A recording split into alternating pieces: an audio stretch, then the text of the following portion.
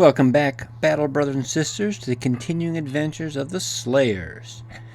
Today, and probably for the next several days, we're in rebuilding mode after a tragic fight against a goblin encampment, which I thought would be hard. I didn't think it'd be as hard as it was. We basically lost half our company in the fight. Sure, theoretically, two of them came back. One guy horribly traumatized, and some of the comments mentioned should probably get rid of him. It's probably a good call. I mean, you can try to mitigate his resolve, and he does have good range skill, but ultimately, it's just going to be a negative for him going forward. He had some good perks too, unfortunately, which kind of makes me want to keep him. These are both good buffs. I don't care about the initiative loss, but 40% resolve, that makes it hard to dig him out of this hole too, because if you start putting, when he levels up his last few times, he put points in resolve, you just get poor return. I could get a really powerful standard bearer, although that's going to take a long time to build up. And even then,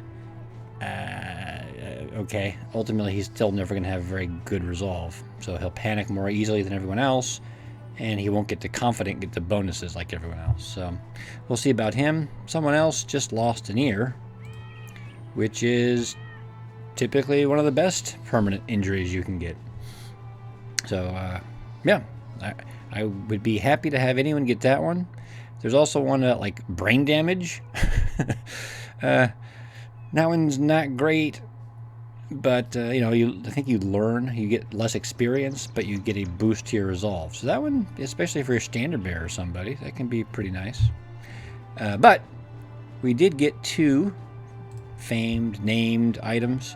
This Spetum, Spear, Sputum, whatever, isn't great. It's a upgraded version of a mediocre weapon to begin with.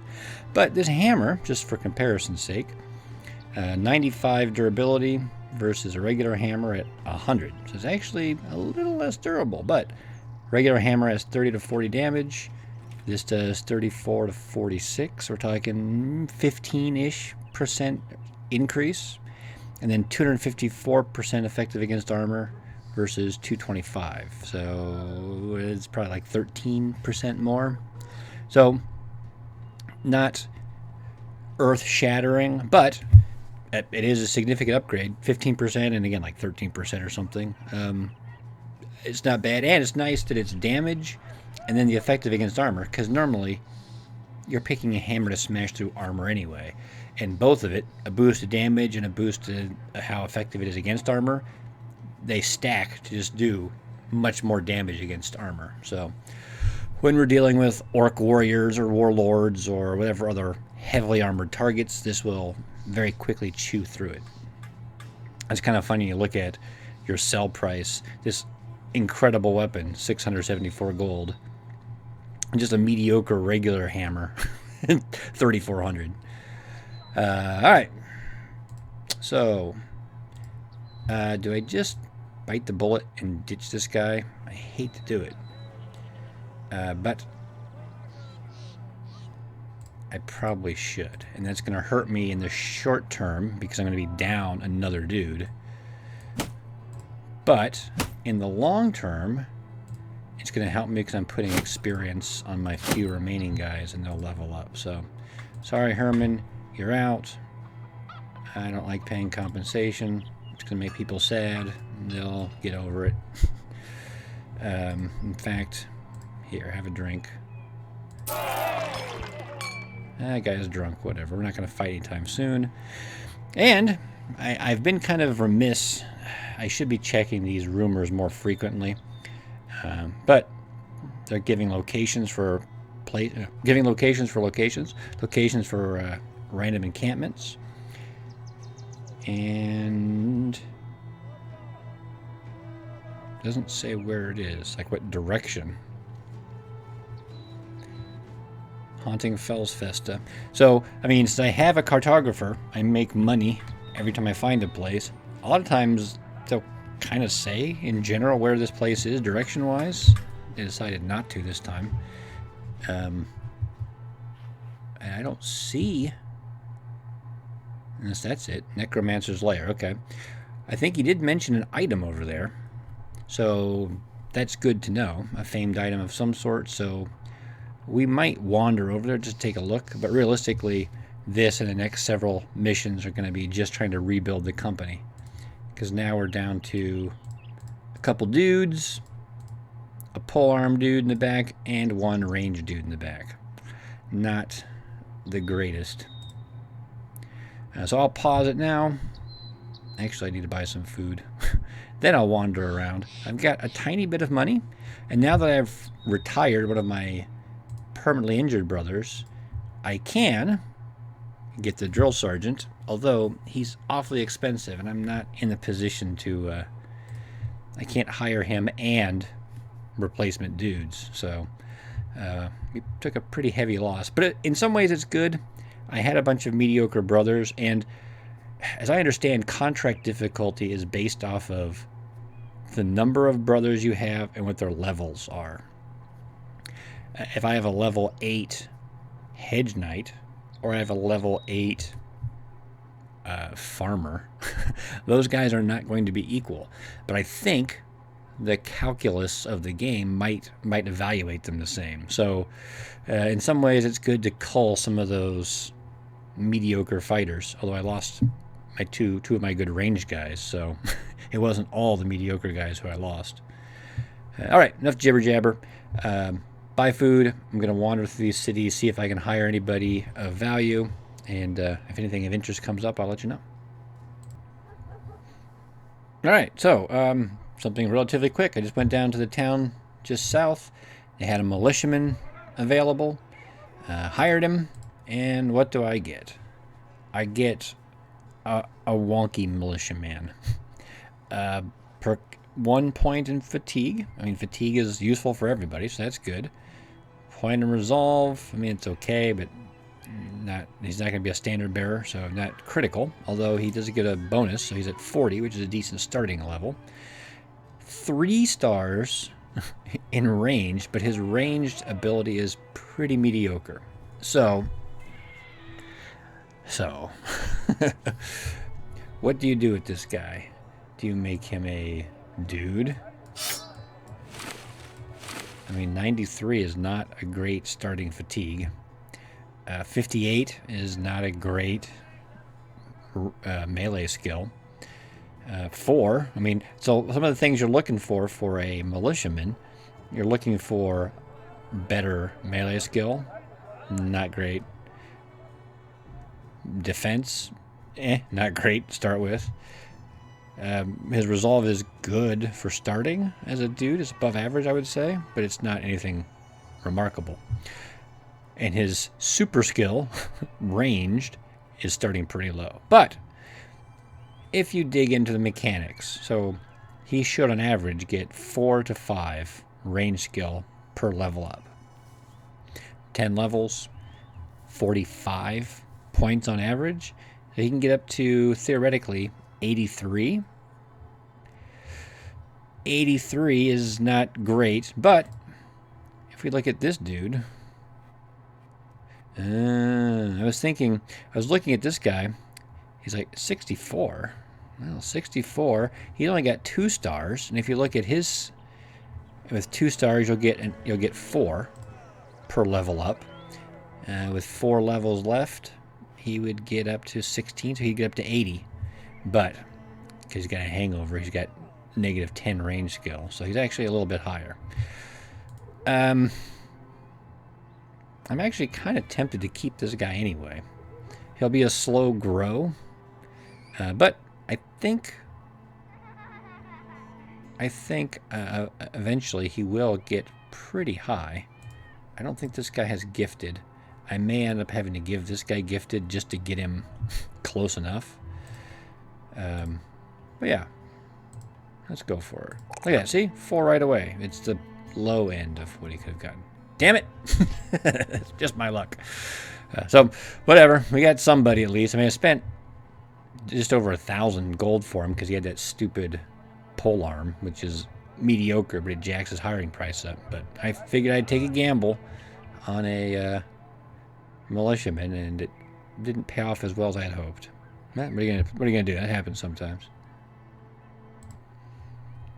Speaking of points of interest, ambition time. So, what ambition do we pick? Right now, the crisis is going on, so we can pick that and make money and try to resolve it. But you have the option just to ignore it and continue doing whatever you're doing at the time. And I don't really care about this fight. I just want to go explore things. So we can just give that a pass for now. I'm not going to get a standard bearer leveled up, named a sergeant anytime soon. We had one, and then he died. So we'll skip that one. Theoretically, we could do this one, but it's destroy 4 locations. That might take a while. You'll also need space enough in your inventory for a new item, which is good. But that's going to take forever for us to do. I think what we'll do is just pass for now. You'll be asked again after 3 days. Oh, well, maybe we'll roll something a little easier to knock out. And if not, maybe we can pass again. So we'll do that. And I picked... This is a 1 skull mission to knock out this bandit encampment from Tonder. I thought my guys are a little roughed up, but I mean, I can take a look. And it was just 1 skull, and if it's based off of my party's strength, well, my party's strength has been significantly reduced. So this poor guy, hopefully he recovers in time. Some of my guys are still a little beat up. Oh, well, I guess he was basically dead. We'll come check this out. Rest, probably, so he can get fully healed before we engage. And just take a look here. I said take a look. Yeah, some thralls and a few ward hounds. So it is appropriately scaled. That should be a very easy fight for even my beat-up little company here. So at least we'll earn a little money and some more renown moving forward. Uh-oh, we lost a big chunk of food there. I wonder if something spoiled. All right, so I won't bore you with watching me rest and take this out. This should be a pretty straightforward mission, thankfully. And then I'll let you know what comes up next of interest. So talking the rebuilding back, you know, the objective right now, we have a bit of a conundrum. I really like wild men. Wild men are just funny to me. First of all, the whole concept, and their stats are really funny to me too. I also kind of like militiamen. Again, to me they kind of occupy the same position as the bottom of the top tier potential guys, or maybe the top of the mid tier kind of guys. If you get really lucky, you could make a superstar out of either one of these guys. What's the difference you're going to see with these guys? Well, the wild man has a negative to his experience. He levels up more slowly. That's kind of a big deal. The wild man does not have the same maximum melee skill that the militiaman does. He has a slightly better minimum than a regular person, so his average melee skill roll is going to be close to the militiaman, but the militiaman has the edge and could roll better and just start with a higher skill. The militiaman also starts with better melee defense, better range defense. The wild man is terrible on both. But the wild man has a huge advantage in health and a huge advantage in fatigue. He has like the highest fatigue in the game. And I like fatigue. Fatigue is good for everybody, whether it's letting you wear armor or just use special abilities more often. The wild man also has really high resolve, which is nice because then you don't have to pump many points into it if you don't want to. So now the problem is it's, unless you get really lucky, the wild man rolls a top stat for melee and has multiple stars in melee, it's going to be tough to make a superstar death machine out of the wild man, because he's probably not going to have a super high melee skill. And because his melee defense, and again range defense, are mediocre, or not just mediocre, they're bad. They're bad. His fatigue and health will help him mitigate that, but in some ways he's not going to be a great dude either, because he just is easier to hit. But I just love these guys, so I'm going to hire them both. And the nice thing is they're cheap relatively, because they don't come with all this gear. This crappy gear I'm not going to use anyway. So there's a bonus there. Theoretically, but see, I mean these guys are too expensive to hire. I can't get another one. There's a poacher. Now, hunters are, hands down, better archers. But these guys are significantly cheaper, and they're almost as good. Do I need to really sprint forward to rebuild my company? I mean, am I leveling up? I was trying to get rid of the trash and get more quality. The problem is I couldn't afford the real quality, so I'm still kind of in the militia company mode. Let's see here. So this wild man is interesting. Not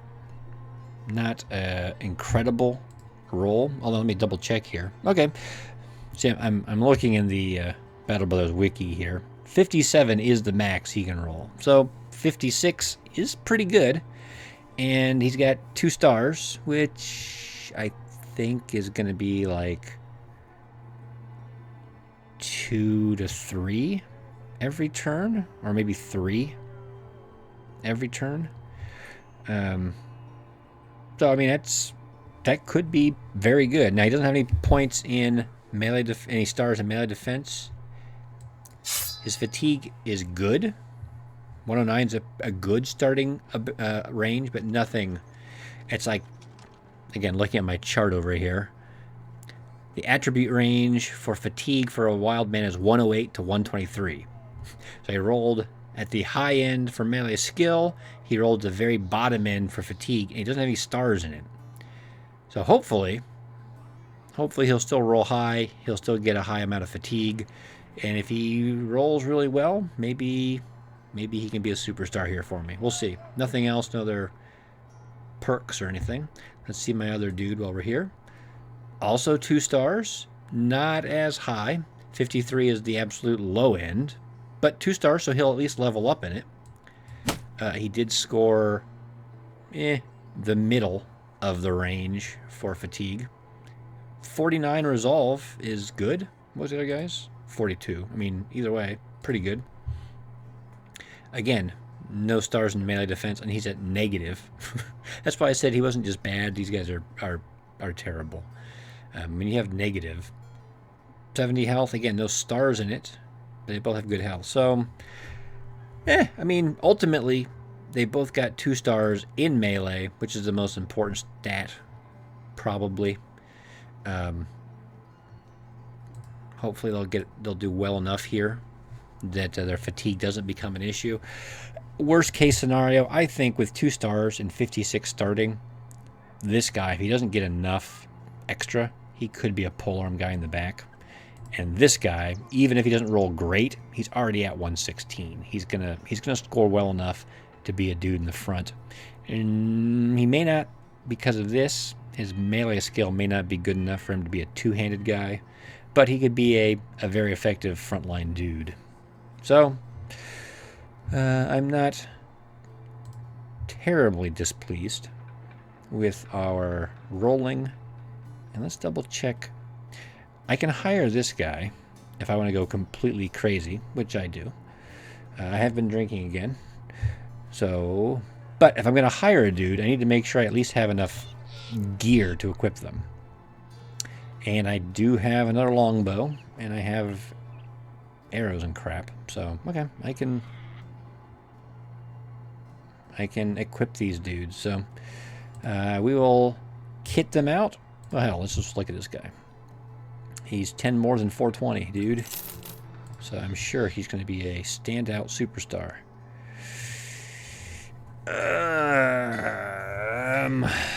Well. Well, no, he's not. And, I mean, I don't have my chart up. I guess my initial reaction is 48's not terrible, but I think poachers have a really narrow range. I think they're like 47 to 49. So, I mean, you're always going to get a reasonable score. But he doesn't have any stars in it. He's not going to be a superstar in his dedicated field. No. I mean, I could try to make some kind of hybrid out of him, but he's clumsy. No. No, I appreciate him trying out. It's not going to work. All right, let me level these guys up and look for some more contracts and things, and we'll get back in a little bit. I took a contract to escort a caravan, and in hindsight, I just thought, you know, there's a training facility here. I did get the veteran lessons for both Kurt. I think I have 2 Kurts now. I was like, wait a minute, name's familiar. New Kurt, Kurt 2, and then Sigmund here. So, just trying to catch them up a little bit so they're not quite so far behind and are less likely to get nuked right away. So, I think these lessons are not necessarily a bad thing, especially when you are replacing people. So, figure it's a good call. We'll see how it pays off. Hey, possibly some good news here. Some good luck for a change. I don't know if I could say for a change. I mean, even our bad luck, we've had some good luck too with famed items and things. So, but while wandering around the northern lands, we get this event that pops up where we just get a barbarian to join us. And barbarians this guy could be very good. Barbarians typically have some pretty good stats to start with. This guy is apparently no exception. No stars in fatigue, but not a great amount of fatigue, unfortunately. I was hoping he'd have some heavy gear and it would kind of boost him up, but only 101 starting. But they're kind of like wild men in a way. Typically high health, high fatigue, decent resolve, and better than normal weapon skill. But 3 stars in melee, starting at 58, this guy will certainly score high enough to become a rock star and hitting things. Because of his limited fatigue, I don't know if he's ever going to have enough to be a two-handed frontline brawler with just a crapload of armor. Especially because those guys swing their weapons so much. You need a lot of armor. You need fatigue to carry the armor and to keep dishing out pain. I mean, actually kind of slightly higher than normal initiative, I think. But no stars in it, so I'm not going to boost that up. So probably we'll stick him in the back rank with a pole arm and just let him support from back there. If he gets really lucky and scores really high on fatigue, maybe we consider making him a two-handed guy. The other thing is, again, wild men and barbarians, another similarity, not great on the defensive skills, so starting at 0 melee defense is also a reason that he may not be the best frontline two-handed weapon fighter. If you go on the front, he's probably going to need a shield, and shields just take up more fatigue. It's lighter to have just a two-handed weapon than a two-handed weapon and a shield. So probably we'll put two-handed or pole with a question mark, but I am thinking odds are very good he's going to end up being the pole arm of these two. But if nothing else, we can still stick him in the back for now, and he can contribute. And hey, we got our Warhound actually. So let's see. I don't even know what this does. Got the Warhound. Okay, it's equipped. Doesn't show anything about his stats, but now he's armored at least, so we can keep that. We can level this guy up, stick him on the end, and if something gets close, he can release the hound. Release the hounds with this. And then he can, I think that only takes a few action points, 3. So if he releases the dog to cover his flank, he'll still have enough action points to swing his polearm as well. So, win-win. All right, back to the adventure, which is another caravan mission. First level up, since he came in at level 2. Figured I'd just load it back up. Not starting off on the right foot with only 2 in fatigue, so... But, hey, you know, I guess 4 is also on the low end. He's going to get... No, I got 3 or 4, so at least a bonus there. But, yep, not a good start. Looking more and more like a polearm already. So just kind of a... I don't know what I'd say. A gauge for you. Got the Leifstead here after the convoy escort mission, the caravan escort. And they had a simple contract to go find ruins to the south, which, again, normally don't pay very well.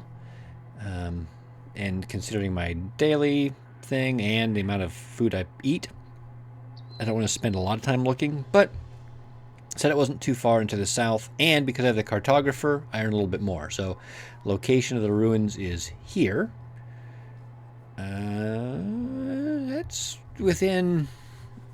That's close within reason for me to take out, actually, I think. Although lots of armored Wiedergängers might be a bit of a pain. But, just for your awareness, this location earned me 100 gold. And I think, if I remember correctly, finding locations, the further they are from cities, you earn between 100 and I think it was 400. So this is, I mean, that's not very far at all. That's a 100 gold finder's fee, I'll say. It's not too tough. Probably a little beyond my ability right now, but it's not crazy out of my league. We might just walk over here and check this one out before we go back to town. If this is reasonable to destroy, this might be this looks like a smaller ruin, so it may have less people in it. And if that's the case, we could maybe take it out. Many Wiedergängers, a plethora of armored Wiedergängers, and some Nachzehrer. So actually, they're pretty similar. This one has a fallen hero, but this one I think has, and he's got a plethora of armored Wiedergängers instead of lots, and mini Wiedergängers instead of some. So I think we'll call that good for now. They've got a couple more contracts here. Will do. They have, actually. I don't know if we're going to get there in time for me to show you. I don't know if I want to hire him immediately. But they do have a squire. And a squire at a very good price. Squires are slightly above average in all the different combat skills. Ranged and melee. Defensive and offensive. Not top tier, but solidly above average. But the one thing they have that's really high, they have great resolve. So potentially, this guy could make a very good standard bearer if he rolls well on his resolve, and if he gets a couple stars in it. Butchers do well as well, but they don't have nearly the stats. They don't have the offensive ability like this guy does. The other one who can be really good is retired soldiers. They've got great resolve and great combat skills. They just don't have very good health skills. They're not health skills. That's not the word I was looking for. Physical traits, I guess. Their health and fatigue is shot because they're old. And they can eventually, I think, get the old trait, which even makes them worse. But I think that might bump up their resolve even more. So there's trade-offs there. But these guys, solid stats, good resolve. So I may, once I knock out a couple of the contracts that are in this town, they've got, no, there are a couple more, and there's only one. Let's see what this is. He wants me to go deliver a package, huh? Well, I mean, whatever. I guess that means we're going to hire him now. Back terrible. And my back line's bigger than my front line, potentially. Let's see what this guy has. He has A star, which isn't great. Although, he will always start at confident, which I believe, if you start at confident, you automatically get a 10% bonus to your resolve. And that's only going to stack as I pump him up even more. So, 44, meh.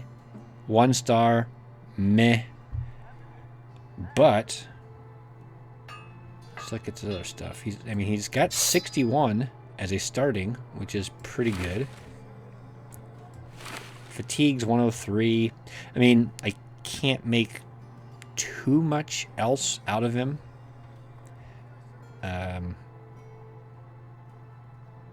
But I do like this determined. Starting at confident is a pretty nice one. Let's go ahead and we're going to force you into the standard bearer role and see if you can survive. 65, 65. This is 6 fatigue. That's 7. Ugh, look at all this garbage equipment I've got. I mean, I suppose I've done it to myself. This is the guy with the dog. There we go. We can fill in. And we only got 2 archers. So we're going back to my old ways. I picked this deliberately to force myself to get more archers, and I'm back to just 2 archers and a bunch of melee dudes. And outgrowing my funds. Oh well, what are you going to do? We're going to run that contract and do some exploration, hopefully. All right, see you in a bit. So, I think I rather foolishly. I was looking for contracts, right? I got a lot of mouths to pay and mouths to feed, and you don't really pay the mouths, but you know what I'm saying. I've got a lot of people I have to take care of now. I got bills to pay, okay? And they had a contract, 1 skull to take out unholds. And I thought, 1 skull, probably just 2 unholds. And look, they're not even the snow unholds. They're not even the hard ones. Of course, the more I think about it, and I realize half my dudes have garbage equipment, this might not go super well. So I thought, I did a separate video kind of on tips and strategies for fighting unholds. Let's try to fight these 2 unholds with my little band here. What I'm thinking in general, if you watched my strategy video, we've switched over to see, I've been drinking too much. The most damaging weapons I have. Swords, swords, swords, swords, swords. Got it. Good. I have the net available.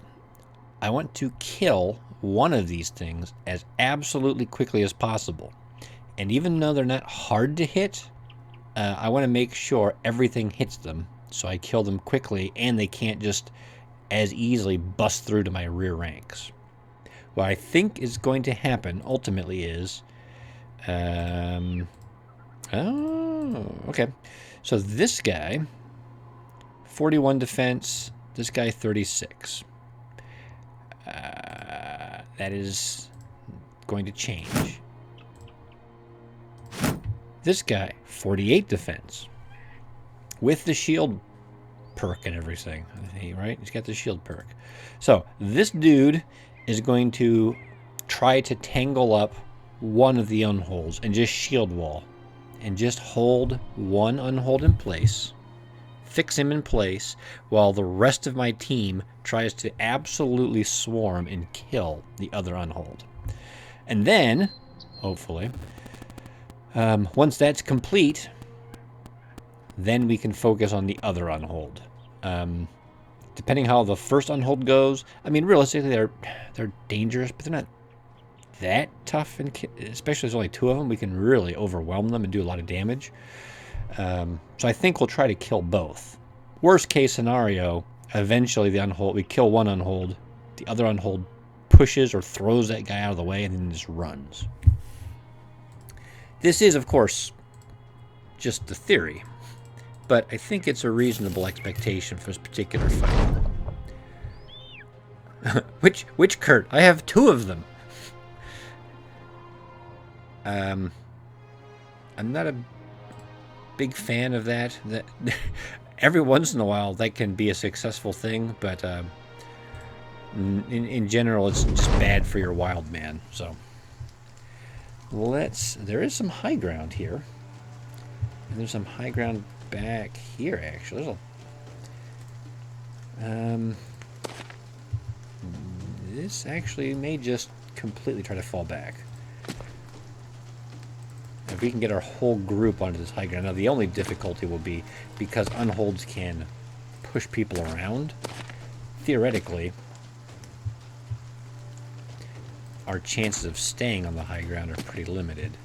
Or they'll push themselves up. But at least as a starting plan, it's not bad.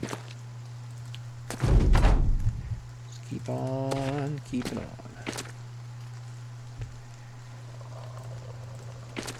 And good, sure, whatever. Doesn't really matter because everyone's going to get shifted around anyway. So already kind of trying to plan ahead. This is my super defensive guy. This ideally will be the one that comes into the middle, and then maybe this guy can be the one that holds him up. We'll see if that's reasonable. So I can go here. Then ideally, I mean, if this creature's really stupid, which I don't think he will be, he could like attack from down here. But ultimately, if I try to go here, he'll probably come up here. And that's not ideal, but at least they're on even footing. And if I get pushed back, I'm not on low ground. I could try to go here, in which case I'll have high ground against the guy until he hits me and pushes me, and then he gets the high ground against me and I can't get away. But I'm slightly afraid if I stay this far away from everybody else, they both might attack him. I could also come down here, in which case it's more likely he'll attack me from here as opposed to up here.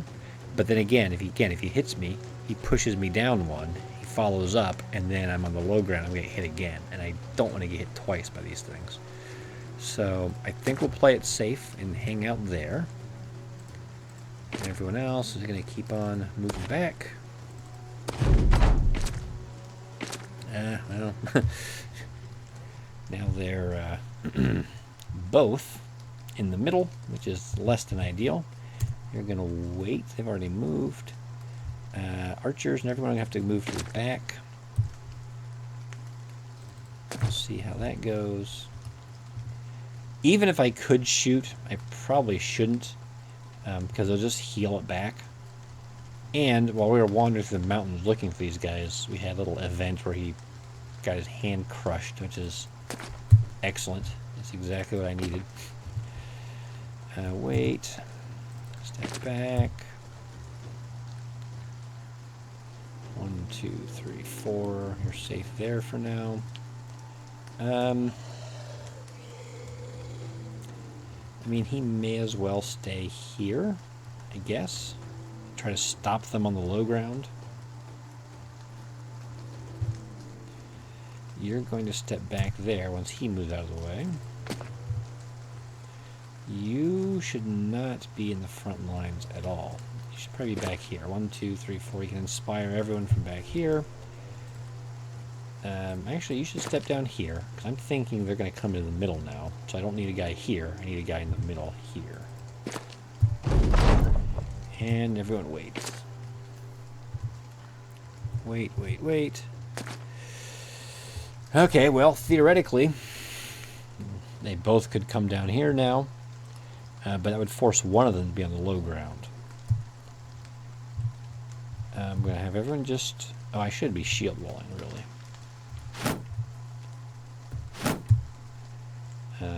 You're good, I guess. You're fine. We can... I guess we'll go ahead and shoot one. See what happens. I mean, hey, you know, hurt him.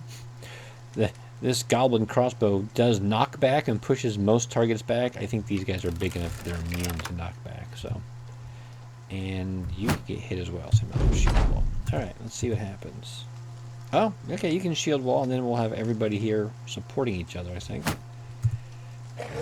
Okay, he did hit him, but that's why I didn't put him on the edge here of the drop-off. Gonna wait, gonna wait, gonna wait. Again, hopefully this guy comes in here. We can throw nets and shit at him and just beat the crap out of him. Or he can dick around by doing that. Not exactly what I was hoping for, but I think we can still work with this. Keep doing some damage. We will continue with our original plan to swarm.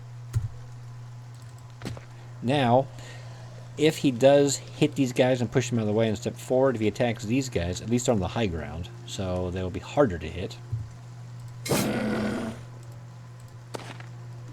And I don't know if it helped or not, but he's got the pelt, lowers this guy's resolve a little bit, so that may be why he reduced down to wavering. We'll come back up here and shield wall. This guy, you know, he may stay here as a kind of a floater, just to kind of float wherever he is needed. We will net this guy, and that will make it easier to hit. He's 85% chance to hit, and of course we miss. You know, he's netted. This guy is tangled up, so we'll risk putting him up there. Lowered his resolve again. So that's good. You can't go. You're shield walling. You can step forward. I guess it doesn't matter. See how this axe does damage-wise. He's fleeing, so he's already done. Now, now we're in slightly a tough place, because again, like I mentioned before, there's only 3 places that are even. So I don't want to put people on low ground next to him where they're going to get hit. But I guess you guys can just beat on him. You can start putting shots into him. Okay. I mean, 62% with a broken hand, he's still hitting. Whoa! Don't hit my own people. Don't hit me, bro. Yeah. Unfortunately, our guys, except for him, they don't have good enough defense to really... Come on, the guy's in a net and he's fleeing. How are you missing him? Kind of embarrassing, people. Alright, we will just start hitting him. Which is a little risky, especially for this guy. Oh. Alright. Gotta step forward and swing at him. Swing at him, step away. Hit him. Move back. Hit him. Attempt to hit him. There we go. At least my guys are in high spirits. Throw stuff at him. Shoot him. His resolve is not going down. Oh, okay. I spoke too soon. He is a little unhappy. That, even though he only lost, I mean, 20 hit points, so we're talking maybe 17% of his health, that was enough to bruise his leg. I'm wondering if the unholds maybe have, like, the... whatever piercing attacks is or whatever. And I was afraid of that too. He's now got my non-shield guy on low ground. But again, I think we still have enough firepower swarmed around him. We're gonna beat him up pretty quickly. You don't have the axe perk, but you do have a sword. You can swing it close quarters. He's fleeing. Good to go. I don't have to throw stuff at him anymore. Although, with only 1.5 archers, I'll say. I'm not going to burn through ammunition like I used to. Oh, this would be good if this guy can get him. A little experience boost. Not enough, but I'm guessing that must have been Kurt 2 that got the kill. He got 159 experience as opposed to the regular dudes who only got 58. So, a decent little bump for him. And some doodads. So, overall, went pretty well. I mean, some minor injuries, but no one was at super risk. We followed the game plan pretty well and came out successful. Now we'll head back to Tonder, get our money, and continue on.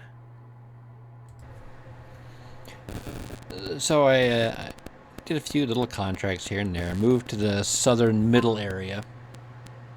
Or moved south to the middle area. Did some little contracts here and there. Then stocked up and did a nice big adventure exploration through the western undiscovered country and found very little, unfortunately. So I ended up losing a little money on that.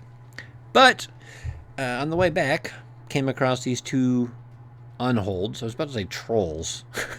Because they were running around in the swamp on the edge of the forest, and I was running through the forest to catch them, and my brain was thinking forest trolls and swamp trolls, and they're green and ugly.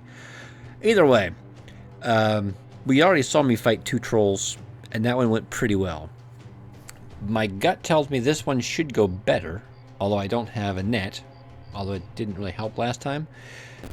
The terrain you would think would help me, because it's going to choke them off, but I'm actually kind of concerned if this one charges in and pushes his way through and then the other one backs him up, they may end up fighting right next to each other, and I have to fight them both instead of isolating one. So I thought, you know what, we'll watch this fight, we'll see how it goes. It'll be a good way to end off today's little adventure, and we'll see what happens. So we're finishing up turn 1. I mean, this guy could shield wall, but he's already got the highest defense. And if they're going to charge in, they're going to hit the lower defense guys. So I don't think that's necessary. Couldn't even fit all of my shield guys in. Ah, interesting. Okay. So that's not great. Now this guy is kind of overwhelmed. He's stunned 2 of my guys, unfortunately. But we got a lot of pikes and polearms. The bigger issue is Torvald, my most defensive guy, is stunned and going to lose a turn. This guy's free. Kurt can come down and kind of cover, and this is my good Kurt, not the new Kurt. So we've got that. Now I do want to check one thing. Does Torvald have rotation?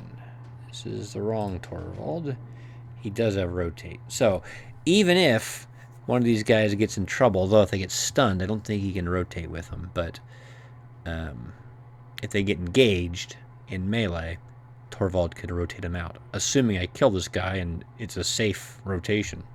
Or maybe like my one a few episodes ago, I have some big-brained triple rotate shenanigans to run. All right, well, let's start trying to whittle this guy down. Shoot him. Even with, unfortunately it's at night, it makes things a little more difficult. Shoot him. That's 3 AP. I don't want to throw an axe and then not be able to step away and have this guy get him engaged as well. So he's just going to step out of the way. This guy is going to attack. That's a good hit. That axe does a lot of damage. You can see that. This guy, I think he'll come down to here, and that will force him. He won't be able to get around, I don't think, to these guys. And if he wants to run through and hit, it's a fairly safe rotate for Torvald here. He's going to wait and shift down to take Kurt's place. This guy has rotate as well, so we might start moving him down here just to help out. Take a shot, step over, hack him with the sword. This guy doesn't have a clear shot and should probably just stay in the back and stay alive for now. You're good. You're going to step down and take a poke at him. He's pretty hurt. That's about as hurt as you can get. He's not dead, though, unfortunately. And he's not going to get to go for a while. He must be a little bit fatigued from that charge attack, whereas this guy is not. That's why he's going a little bit later than my guys. He did charge in. This guy can rotate. No, he didn't have rotate. I don't think. Maybe Kurt does. Either way, we're good, I think. You can just go ahead and start wailing with your bonus damage here. Drop some resolve. You can rotate. There we go. Throw some axes. Throw one axe. And then this guy can step down and swing as well. Might get a kill with my new guy. Good, good. You don't want to take Torvald out. Actually, he should have stepped out of the way. He is staggered, but didn't get injured. So he can step forward and start going to work.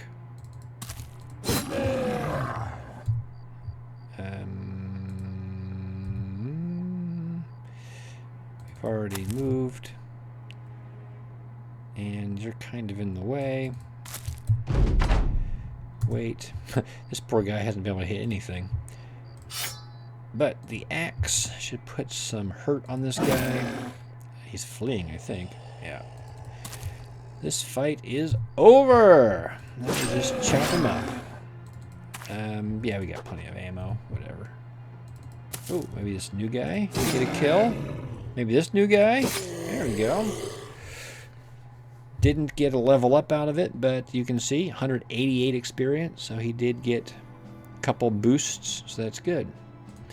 And, okay, a little bit of loot, which is good, actually. We didn't gain much otherwise from that little expedition we did. So, a little money and enough food to cover a day or so is also much appreciated. Yeah, so you can see we did some contracts, worked our way down to Edelwald, sorry. Bounced back and forth a couple times. Checked this place out. Way too powerful. And then I think, oh, that must be where they're from. We came down and just kind of zoomed up through here. There was one orc group that we found. It was probably 8 orc young and 2 berserkers, which I briefly considered fighting, but then I didn't. Came up, didn't find anything. Look at all this. This is a huge tracts of land. We'd found this before. Came up through here. Nothing. We did spot this, and we spotted that right at the very end. That we'd already found before. So I found those two, and we were kind of heading back towards civilization. So not too much else. But that little bit of unhold stuff will actually help make it probably break even, at least. So that's something to be said. All right, good luck in your adventures. Do some exploration. Kill the enemy. Make money. Have fun. See you next time.